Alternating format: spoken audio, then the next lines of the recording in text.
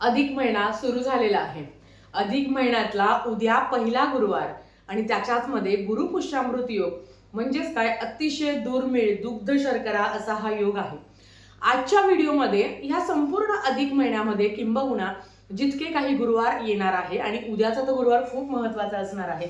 आपल्याला आपल्या गुरूंची काय सेवा करायची आहे त्या संदर्भातली माहिती आपण बघणार आहोत आणि हळदीचा काही प्रभावी उपाय आपण बघणार आहोत. ते कुठले तर चला व्हिडिओला सुरुवात करूया. नमस्कार सर्वांना, श्री स्वामी समर्थ. तुम्हा सर्वांचं आपल्या चॅनलमध्ये खूप खूप मनापासून स्वागत. आता उद्या उद्या गुरुपुष्यामृत योग असल्यामुळे आपल्या गुरूंची सेवाही करणं तेवढंच महत्त्वाचं आहे.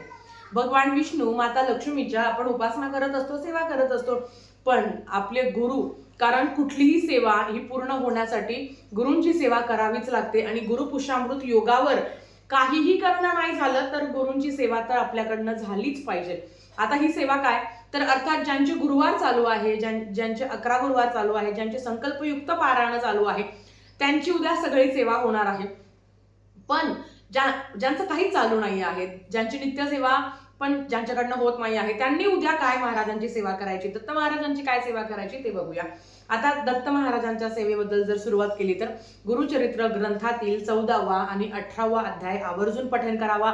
काही कारणांनी ज्यांना वाचणं शक्य होत नाही त्यांनी श्रवण तरी करावं. त्याच्याबरोबर दत्त चालिसा, दत्त बावणी, घोर कष्टोद्धार स्तोत्र. तुम्हाला माहिती, तुम्ही एक दिवसीय संकल्पयुक्त सेवा करू शकता. संकल्प करायचा दत्त महाराजांसमोर, स्वामी महाराजांसमोर की आज मला 21 वेळा 51 वेळा मी घोर कष्ट उद्धार स्तोत्रम याचं पठण करल. एक दिवसीय गुरुपुष्यामृत योगाचं अवचित्त साधून मग तुम्ही 11 वेळा करा, 21 वेळा करा, किंवा आज दिवसभर जी काही सेवा महाराज माझ्याकडनं तुम्ही करणार आहे, जी तुमच्या चरणी मी रुजू करते असा संकल्प करा. मग त्याच्यामध्ये दत्त चालिसा आहे, दत्त बावणी आहे, घोर कष्टोद्धार स्तोत्रम आहे, किंवा दिगंबरा दिगंबरा श्रीपाद वल्लभ दिगंबरा गुरुचरित्र ग्रंथातील 14वा 18वा अध्याय आहे. संक्षिप्त श्री गुरुचरित्र आहे. आता अर्थात गुरुचरित्र पारायण करणं ज्यांना शक्य होत नाही त्यांनी संक्षिप्त श्री गुरुचरित्र ग्रंथाचं पठण करावं. त्याच्याच बरोबर स्वामी चरित्र सारामृत उद्या पारायण झालंच पाहिजे. मग तुम्ही 7 अध्याय जरी केले ना, सकाळी 7, दुपारी 7, संध्याकाळी 7 अशा पद्धतीने पण तुम्ही एक दिवसाचं पारायण उद्या करू शकता. ज्यांना तेही करणं शक्य होत नाही त्यांनी 11 माळी श्री स्वामी समर्थ किंवा श्री स्वामी समर्थ जय जय स्वामी समर्थ या मंत्राच्या तुम्ही करू शकता. त्याच्याच बरोबर आपल्याला शक्य असेल तर 11 वेळा तुम्ही तारक मंत्राचं पठण तुम्हाला करायचं आहे. दिगंबरा दिगंबरा श्रीपाद वल्लभ दिगंबरा ओम दिगंबराय विद्महे अत्रिपुत्राय धीमहि तन्नो दत्त प्रचोदयात. दत्त गायत्री मंत्र आहे, त्याची एक माळ तरी आवर्जून करावी. उद्या गुरूंची सेवा करण्याचा अतिशय महत्त्वाचा दिवस आहे. अर्थात अधिकम अधिकस्य, जेवढी जास्त सेवा तुमच्याकडनं घडेल तेवढंच जास्त फळ तुम्हाला मिळणार आहे. आणि परमेश्वर कधीच कोणाचं काही ठेवत नाही, प्रत्येकाला वेळ आल्यावर भरपूर ते देतात. आता ही महाराजांची सेवा झाली. अर्थात उद्या सगळ्यांसाठी खूप दिवसभर सेवेचा असणार आहे. मी समजू शकते माझ्यावरनं. हे पण करायचं आहे, उद्या सत्यनारायण पण करायचं आहे, महाराजांची सेवा करायची आहे, दत्त महाराज जेवढी जमेल तेवढी तुम्ही सेवा करण्याचा प्रयत्न करा. आता ही झाली दत्त महाराजांची, स्वामी महाराजांची सेवा. उद्या गुरुवार म्हटलं तर गुरूंचा वार असतो. पिवळ्या रंगाला जास्त महत्व आहे. उद्या नक्कीच आंघोळीच्या पाण्यात चिमूटभर हळद टाकून तुम्ही आंघोळ करावी. त्याच्याबरोबर उद्या तुम्हाला तुळशीची सुद्धा पूजा करायची आहे. तुळशीला कच्चं दूध अर्पण करावं आणि त्या कच्च्या दुधामध्ये चिमूटभर हळद टाकावी आणि ते तुळशीला अर्पण करावं आणि ओम नमो भगवते वासुदेवाय नमः या मंत्राचा तुम्ही मंत्रजप करू शकता. उद्या पिवळ्या रंगाचं दान करायचं आहे आणि अर्थात उद्या पिवळे वस्त्र परिधान करायचे आहे.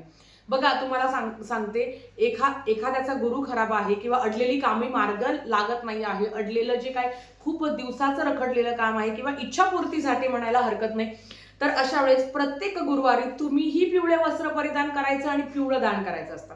मग काय दान करायचं? कुठल्याही मंदिरात जाऊन किंवा तुम्ही गाईला सुद्धा तुम्ही चणा डाळ अर्पण म्हणजे तिला खायला घालू शकता. तुम्ही चणा डाळ गाईला खाऊ घालू शकता. त्याच्याच बरोबर कुठल्याही मंदिरात जाऊन पिवळं फळ, मग तुम्ही केळी दान करू शकता किंवा एखादीला तुम्ही वडापाव, एखाद्या गरजूला जो खरंच आणण्यासाठी व्याकुळ झाला आहे अशाला तुम्ही वडापाव, कारण तो वडा जो असतो तो आपला पिवळ्या रंगाचा असतो.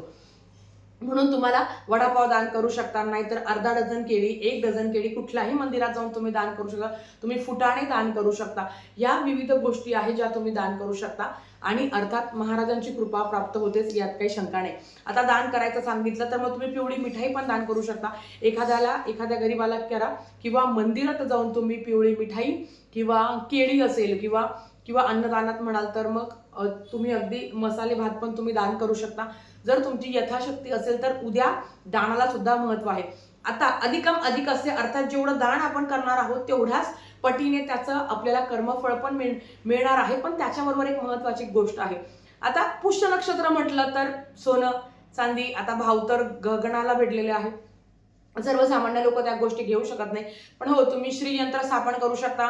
तुमची इच्छा असेल तर, तुमची तेवढी पात्रता असेल तर नक्कीच तुम्ही सोनं चांदी काय जे तुम्हाला खरेदी करायचं आहे, देवासंदर्भातली कुठली पण गोष्ट तुम्ही स्थापन करून देवघरात ठेवू शकता. हे बघा, सगळ्यात आधी तर अधिक मासाला मुंजन करणं, लग्न न करणं, बारसं न करणं या गोष्टी सांगितल्या आहे. परमेश्वराला तुम्ही देवारा घेतला असेल किंवा जर तुम्हाला तो आणायचा असेल तो आणू शकता. त्याच्याबरोबर तुम्ही श्रीयंत्र, एखाद्या देवांची मूर्ती किंवा फोटो तुम्ही आणला असेल तर तो सुद्धा तुम्ही स्थापन करू शकता. काहीच अडचण नाही, कसलीच अडचण नाही. आता उद्या काय गोष्टी आहेत ज्या आवर्जून खरेदी करायच्या आहेत. त्याच्यामध्ये आहे तांदूळ, ज्याला आपण अक्षदा म्हणतो. यस, उद्या तुम्हाला तांदूळ खरेदी करायचे आहे. किती पण घ्या, तुमची इच्छा. तुम्हाला यथाशक्ती अन्नधान्याची कधी कमतरता भासू नये आणि अखंड आपल्या घरातही अन्नधान्याचा वास असावा, साठा असावा. त्याच्यासाठी उद्या अर्धा किलो पावशर यथाशक्ती तुम्हाला तांदूळ खरेदी करायचे आहे. साखरही तुम्हाला खरेदी करायची आहे. आता ही तांदूळ आणि साखर घेऊन तुम्ही दान जरी केलं ना तरी चालेल, काहीच हरकत नाही. पण आपल्या घरातही समजा जर तुम्हाला ज्यांना इच्छा आहे की आपल्याकडे मदत करणाऱ्या जर ताई असेल तर तिला मला काहीतरी दान करायचं आहे उद्या, तर नक्कीच तिला तुम्ही तांदूळ आणि साखर दान करू शकता. तुम्ही तुमच्या घरी जर अर्धा किलो तांदूळ आणि साखर घेऊन आले तर तिलाही अर्धा किलो तांदूळ आणि साखर आणावी आणि ती तिला दान करावी. उद्याचा दिवस अजिबात कोणी मिस करू नका. ठीक आहे, मासिक धर्म आहे, तुम्हाला सुतक आहे, तर ह्या सगळ्या सेवा तुम्ही श्रवण करू शकता. पण जर सगळं चांगलं आहे, ताई आम्ही माहेरी आहोत, मग माहेरी सेवा करू शकतो का? तर स्वामी चरित्र सारामृत तुम्ही माहेरी सेवा करू शकता. केळीचं झाड असेल तर उद्या केळीच्या झाडाची पूजा आवर्जून करावी. प्रत्येकाच्या घराजवळ बऱ्याच लोक आहे ज्यांच्या घराजवळ केळीचं झाड आहे, तिथे तुम्ही केळीच्या झाडाची तुम्ही सेवा करू शकता. तिकडे संध्याकाळी तुम्ही दिवा लावू शकता, ओम नमो भगवते किंवा विष्णू सहस्रनामाचा त्या झाडाखाली बसून तुम्ही पठण करू शकता. कारण केळीच्या झाडामध्ये साक्षात भगवान श्रीहरी विष्णूंचा वास आहे असं म्हटलं गेलं आहे. नक्कीच ते तुम्ही करू शकता. त्याच्याच बरोबर एक महत्वाचं येतं औदुंबर वृक्ष.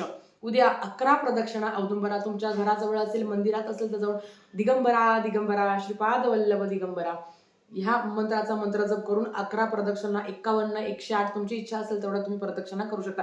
दिवसभर एवढ्या सेवा करायच्या म्हणजे तुमच्यापासून माझ्यापर्यंत उद्या खूप मोठी तारेवरची कसरत आहे. पण अर्थात करता करविता महाराज आहे. सगळंच करणं शक्य झालं तर सोन्याहून पिवळं, पण जेवढं होईल तेवढं करण्याचा प्रयत्न करा. माहेरी पण तुम्ही या सगळ्या सेवा करू शकता, काहीच अडचण नाही. तर आजच्यासाठी फक्त इतकंच. झालेली सेवा स्वामींच्या चरणी मी रुजू करते आणि आजचा व्हिडिओ इथेच थांबवते. आवडला असेल तर लाईक शेअर सबस्क्राईब करा. भेटूया परत अशाच एका नवीन व्हिडिओ सोबत. तोपर्यंत श्री स्वामी समर्थ.